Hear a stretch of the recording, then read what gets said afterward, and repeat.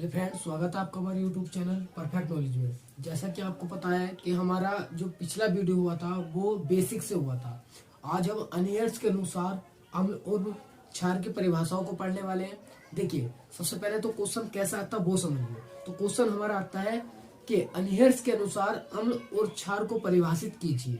ठीक है, ये पहला क्वेश्चन हुआ। ये दूसरा क्वेश्चन आएगा, आयनन के आधार पर अम्ल और क्षार को परिभाषित कीजिए। देखिए, नोट में मैंने यहाँ पे लिखा भी है, आयनन के आधार पर अम्ल तथा क्षार को परिभाषित कीजिए। ये क्वेश्चन आएगा या आएगा कि अनियर्स अवधारणा के अनुसार अम्ल और क्षार क्या है। ठीक है, ये हमारा क्वेश्चन हुआ। अब देखिए आंसर। तो देखिए, अम्ल किसके अनुसार? अनियर्स के अनुसार। तो अनियर्स जो थे, हम याद रखने के लिए एक वर्ड याद करेंगे, नाव लेकर। तो अनियर्स जो आए थे वो पानी में नाव लेकर आए थे। तो देखिए, जो जलीय विलयन की परिभाषा दी है, जो जलीय विलयन की बात करिए वो किसने करी है? अनियर्स ने करी है। ठीक है, एक बार यही याद रखना है आपको कि इन्होंने जलीय विलयन की बात करी है। तो देखिए, अनियर्स के अनुसार अम्ल वे पदार्थ है जो जलीय विलयन में हाइड्रोजन आयन देते हैं। बस ये परिभाषा हुई सिंपल कि अनियर्स के अनुसार अम्ल वे पदार्थ हैं जो जलीय विलयन में हाइड्रोजन आयन देते हैं, जैसे HCl है, HNO3 है, H2SO4 आदि। देखिए, HCl हाइड्रोक्लोरिक अम्ल, HNO3 नाइट्रिक अम्ल, H2SO4 सल्फ्यूरिक अम्ल। ठीक है, तो देखिए इसमें मैं जलीय विलयन मिला के भी दिखाऊंगा। HCl में आपने जलीय विलयन AQ मिलाया और क्रिया करी तो देखिए क्या हुआ, H+ आयन दिया और Cl बाहर निकल गया। देखिए, क्रिया के पश्चात H+ आयन दिया तो ये क्या है? अम्ल है। ये ऐसा किसने कहा? अनियर्स ने कहा है। ठीक है, तो देखिए दूसरा एग्जाम्पल मैंने क्रिया तोड़कर दिखाया।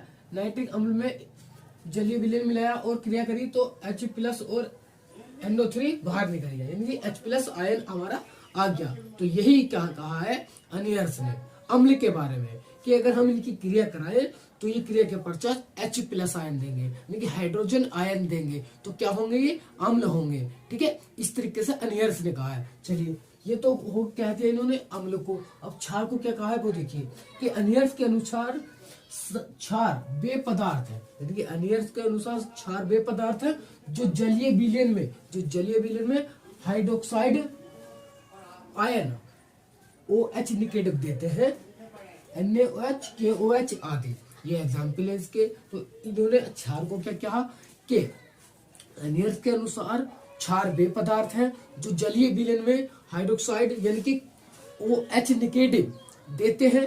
क्या कहलाते हैं? क्षार कहलाते हैं। ठीक है, तो देखिए क्रिया कराई हमने, NaOH जलीय विलयन में मिलाया और क्रिया करी तो देखिए Na+ और OH निगेटिव दिया, यहाँ से OH निगेटिव निकला है। ठीक है, तो ये क्या हुआ? ये एक क्षार है। ये NaOH क्षार है। क्या है नाम इसका? सोडियम हाइड्रोक्साइड इसका नाम है। चाहे तो लिख लेंगे आप, सोडियम हाइड्रोक्साइड। ठीक है, दूसरा KOH, दूसरे को भी हमने गर्म करा जलीय विलयन मिला के, तो क्या हुआ? K+ OH negative. दूसरा नाम है पोटेशियम हाइड्रोक्साइड। क्या है?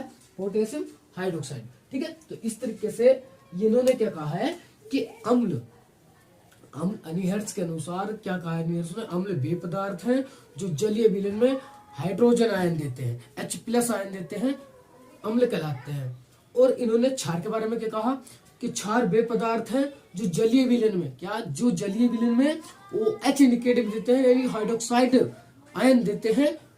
क्या कहलाते हैं? क्षार कहलाते हैं। तो परिभाषा भी क्लियर है, आप बहुत अच्छे से याद करेंगे और इन एग्जाम्पल सहित याद करेंगे, क्योंकि 2 नंबर में आपसे पूछ लिया जाता है जरूर कि अनियर्स के अनुसार अम्ल और क्षार की परिभाषित कीजिए या परिभाषा दीजिए। ठीक है, तो आप अच्छे से याद कर लेंगे। ठीक है, चलिए, तो आप इसका स्क्रीनशॉट लेंगे और उसके बाद आप अपनी कॉपी पे इसे तार लेंगे और याद करेंगे। ठीक है, चलिए स्क्रीनशॉट लीजिए। तो चलिए अब देखते हैं अनियर्स की सीमाएं। पहले समझिए सीमाएं क्या होता है। तो सीमा होता है कि कोई चीज कहाँ तक जा रही है, यानी कि उसके बाद कहाँ तक लागू होती है, उसकी सीमा कहाँ तक है ना? यही तो सीमा का मतलब है। तो देखिए, समझिए कि अनियर्स की सीमा कहाँ तक थी।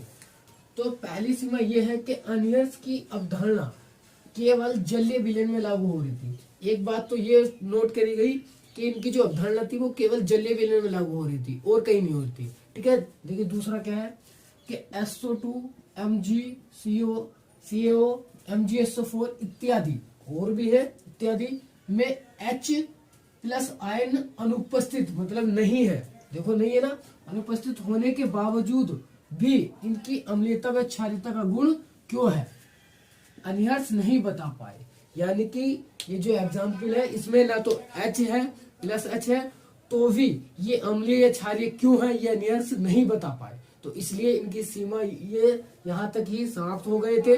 ठीक है, क्योंकि ये नहीं बता पाए इसमें अम्लीयता या क्षारीयता क्यों है, जबकि H प्लस आयन या OH निगेटिव नहीं है इनमें। ठीक है, तो ये थी इसकी अवधारणा। तो चलिए आप इसका स्क्रीनशॉट लेंगे। तो चलिए आशा करता हूं आपको अम्ल क्षार अनिहर्ष के अनुसार और इसकी अवधारणा समझ में आई होगी। अगले वीडियो में मिलेंगे अगले टॉपिक के साथ, जब तक के लिए जय हिंद।